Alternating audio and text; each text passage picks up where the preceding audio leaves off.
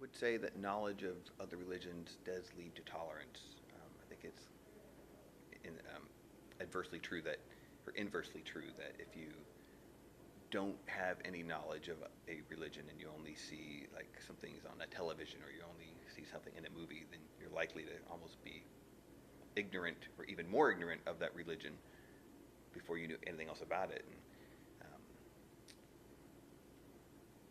fear and ignorance, really are kind of the cornerstones of intolerance. You can still live in a multicultural society and be intolerant, but the numbers show that when you spend time interacting with other cultures or other religions, you understand them in a first-hand perspective, and you're not likely to misrepresent them.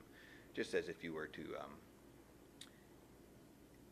be raised with some racist tendencies and then make friends of other races, you're going to find it so much more difficult to be racist. And I have found it very true that when you spend time and interact with those of other religions, you just become more tolerant and more educated and aware of what they really believe and not the stereotypes or the misrepresentations, or in many cases the worst of what some people believe is what we see on the television.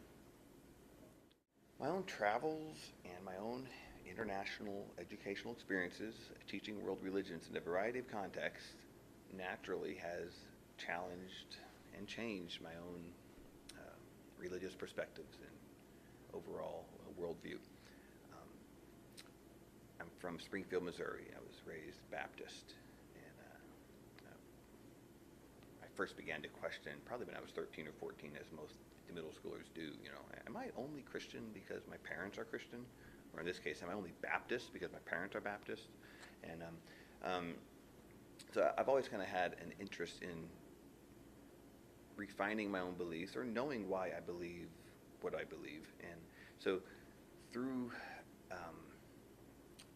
these experiences, in brief, I was really challenged with my own beliefs when I, in some ways, kind of saw some of some self contradictions and just some areas where my faith was a little bit ugly, even to me as I saw it. So I really wrestled with some things. I would say for a while I really kind of left the faith and then later returned to a more broader understanding of the beauty of Christianity, as well as I thought I always had to be exactly right and I had to know just what it is, and I had a passion for truth, which was kind of this